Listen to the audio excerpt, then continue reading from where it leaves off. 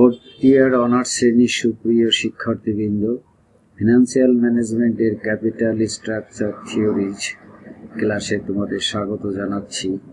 আমি Mohammad Tabibur Rahman, professor, department of management, government BL college, Khulna. আজকের আলোচনার বিষয় এমএম মডেল। ক্যাপিটাল স্ট্রাকচার থিওরির এমএম মডেল বেশ গুরুত্বপূর্ণ। এমএমতে মোডি, গিলিয়ানি ও মিলার, যারা ইকোনমিক্সে নোবেল পুরস্কার পেয়েছেন, সেই দুই ব্যক্তিত্ব ক্যাপিটাল স্ট্রাকচার সম্পর্কে তাদের যে মন্তব্য, যে কথা, যে বক্তব্য, সেটাই আজকে আলোচনা করা হবে। তারা আলোচনার আগে কিছু অ্যাজাম্পশনস নিয়েছেন, সেগুলো আমি নিম্নে উল্লেখ করেছি। 1 নম্বর, নো কর্পোরেট ট্যাক্স, অর্থাৎ তারা যখন মডেলটি আলোচনা করে তখন কর্পোরেট ট্যাক্স অর্থাৎ কোম্পানি বা প্রতিষ্ঠানকে ট্যাক্স দিতে হয় না, সেটা ধরা হয়েছিল।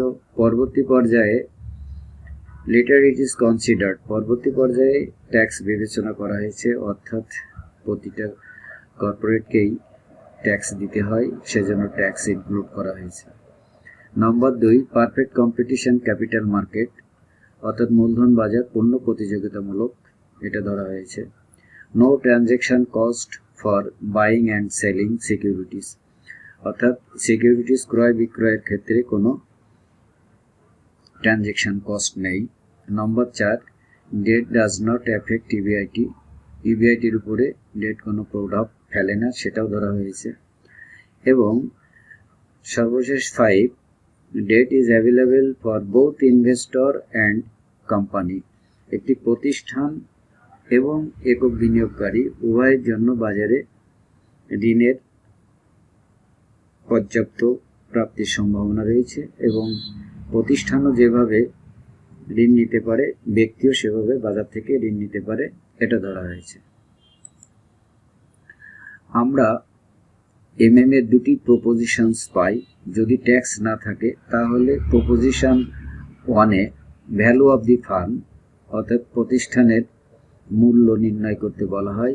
এক্ষেত্রে value of levered firm equal to value of unlevered firm, অর্থাৎ লিভার্ড ফার্ম এবং আনলিভার্ড ফার্ম উভয়ের ভ্যালু সমান। আমরা জানি যে ফার্মের ঋণ থাকে তাকে আমরা লিভার্ড ফার্ম বলি, এবং যে ফার্মে ঋণ বা ডেট থাকে না তাকে আনলিভার্ড ফার্ম বলি। আমরা আনলিভার্ড ফার্মের ভ্যালু নির্ণয় করতে পারি, সেক্ষেত্রে ইবিআইটি ডিভাইডেড কে ইউ, অর্থাৎ কস্ট অফ ইকুইটি আনলিভার্ড ফার্মের, সেটা আমরা ইবিআইটি যদি সেটাকে দিয়ে ভাগ করি তাহলে আমরা ভ্যালু অফ লিভার্ড ফার্ম পাবো, এবং সেটাই value of unlevered farm. Proposition 2-তে আমাদের cost of equity of levered firm, অর্থাৎ লিভার্ড ফার্মের ইকুইটির খরচ নির্ণয় করতে হয় যদি ট্যাক্স না থাকে। সেক্ষেত্রে KEL cost of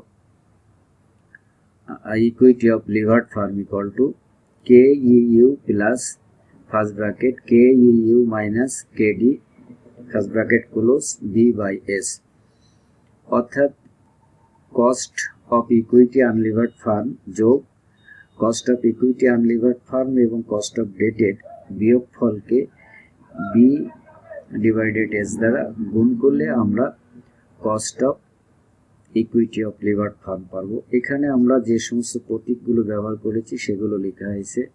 VL value of levered firm, VU value of unlevered firm, KEU cost of equity of unlevered firm, KEL cost of equity of levered firm, KD cost of debt, B equal to value of bond, আর S equal to value of equity. আমরা MM propositions যদি tax বিবেচনা করি তাহলে প্রপোজিশনসগুলো কেমন হবে। Proposition 1, value of levered firm, আমরা ভ্যালু অফ লিভার্ড ফার্ম তখন নির্ণয় করব value of levered firm equal to value of unlevered firm, অর্থাৎ BU যোগ ডেট ইনটু ট্যাক্স, অর্থাৎ লিভার্ড ফার্মের যে পরিমাণ ঋণ থাকবে তাকে ট্যাক্সের হার দিয়ে গুণ করতে হবে। সংক্ষেপে আমরা VU প্লাস D.T দিয়ে দেখাতে পারি। প্রপোজিশন 2-তে cost of equity of levered firm, অর্থাৎ লিভার্ড ফার্মের কস্ট অফ ইকুইটি নির্ণয় করতে হবে। এক্ষেত্রে আমরা KEL equal to KEU plus B/S first bracket KEU minus KB first bracket close into 1 minus T। যেহেতু এখানে ট্যাক্স বিবেচনা করা হবে সেক্ষেত্রে আমাদের 1 মাইনাস T ইন্টু করতে হবে। এখানে আমরা বড় হাতের ডি অথবা ডেট ইকুয়াল টু আমরা টোটাল ডেটকে বুঝি, আর টি বড় হাতের হোক আর ছোট হাতের হোক এটা আমরাকে ট্যাক্স রেট বিবেচনা করি। আমরা একটা এক্সাম্পল দিই। আমরা সাধারণত উইথ ট্যাক্স এটা আলোচনা করলে আমাদের জন্য সুবিধা হবে, সে কারণে আমরা উইথ ট্যাক্স অর্থাৎ যেখানে ট্যাক্স আছে সেটা দিয়ে আমরা সমস্যার সমাধান করব। You have been supplied with the following information, তোমাকে নিম্নলিখিত তথ্য দেওয়া হয়েছে। এখানে দুটি ফার্ম ডিটেইলস বলা আছে। ফার্ম ইউ মানে আনলিভার্ড ফার্ম, যেখানে যে ফার্মে কোনো ঋণ নেই, আর ফার্ম এলকে আমরা লিভার্ড ফার্ম বলেছি যেখানে ঋণ আছে। EBIT বোথ ফার্মের জন্য 2,50,000 টাকা। 10% আনলিভার্ড ফার্মে থাকার কথা না, নেই, কিন্তু লিভার্ড ফার্মে 7,50,000 টাকা ঋণ আছে, যে ঋণের উপরে 10% ইন্টারেস্ট দিতে হবে। KEU অর্থাৎ cost of equity of unlevered firm 15%, যেহেতু এখানে থাকবে না এটা নির্ণয় করতে হবে। কর্পোরেট ট্যাক্স উভয় ক্ষেত্রে 45%। আমাদের বলা হয়েছে রিকোয়ার্ডে value of unlevered firm VU নির্ণয় করতে হবে, value of levered firm VL নির্ণয় করতে হবে, cost of equity of unlevered firm, cost of equity unlevered ফার্মে নির্ণয় করতে হবে, এবং 4 cost of equity of levered firm এবং লিভার্ড ফার্মের সাধারণ শেয়ারের খরচ নির্ণয় করতে হবে, cost of equity of levered firm. আমরা সলিউশনে আসি।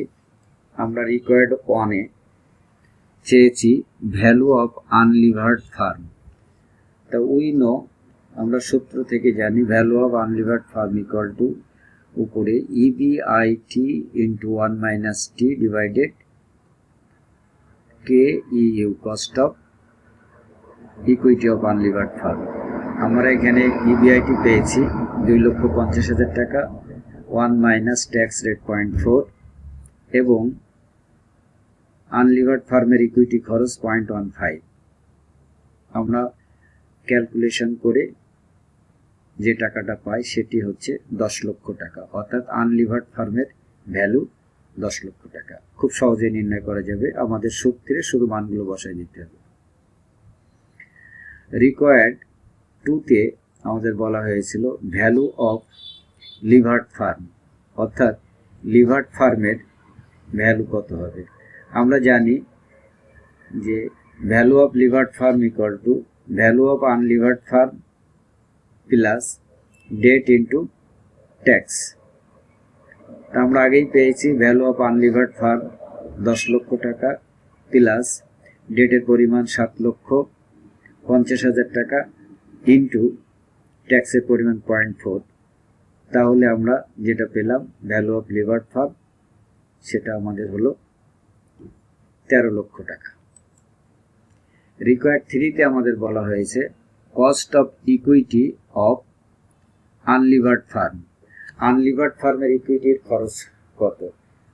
প্রশ্নপত্রে কিন্তু আমাদের unlevered cost of unlevered equity of unlevered firm KEU 0.15 দেওয়া আছে। এটা আমাদের নির্ণয় করতে হলো না, আমাদের প্রশ্নপত্রে এটা দেওয়া থাকবে এবং এটা আমরা পেয়েছি যে cost of equity of unlevered firm 0.15 অর্থাৎ 15%।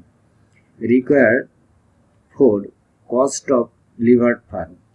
আমরা কস্ট অফ লিভার্ড ফার্মের সূত্রটি জানি, cost of equity of levered firm, অর্থাৎ লিভার্ড ফার্মের ইকুইটির খরচ, cost of equity of levered firm. সেক্ষেত্রে আমাদের KEU plus KEU minus KD into 1 minus T into B by S. আমরা এখানে পেয়েছি K U cost of equity of unlevered firm 0.15 plus আমাদের K U 0.15 minus cost of debt আমাদের ছিল 0.10 into 1 minus tax rate 0.4। B এর মান আমরা পেয়েছি 7,50,000। এটা আমাদের দেওয়া আছে ভ্যালু অফ ডেট বা ভ্যালু অফ বন্ড। আর আমরা এস এর ভ্যালু আগেই নির্ণয় করেছি, এস এর ভ্যালু আমরা পেয়েছিলাম 10 লাখ। তাহলে আমাদের cost of equity of levered farm 0.1725। তাহলে আমরা cost of equity of levered farm পেয়ে গেলাম 17.25%। এখানে আমাদের কস্ট অফ লিভার্ড ফার্ম লেখা হয়েছে, এখানে cost of equity of levered farm এটা লিখবে। আশা করি তোমরা সহজভাবেই বুঝতে পেরেছ। আমাদের পরীক্ষাতে প্রায় এই ধরনের সমস্যা থাকে, একটি লিভার্ড ফার্ম একটি আনলিভার্ড ফার্ম, তার এই নিম্নলিখিত যেগুলো আমরা আলোচনা করলাম এই ভ্যালুগুলো নির্ণয় করার কথা বলা হয়ে থাকে। তোমরা এই ধরনের অঙ্কগুলো প্র্যাকটিস করবা। আজকে এই পর্যন্ত, সবাই ভালো থাকো।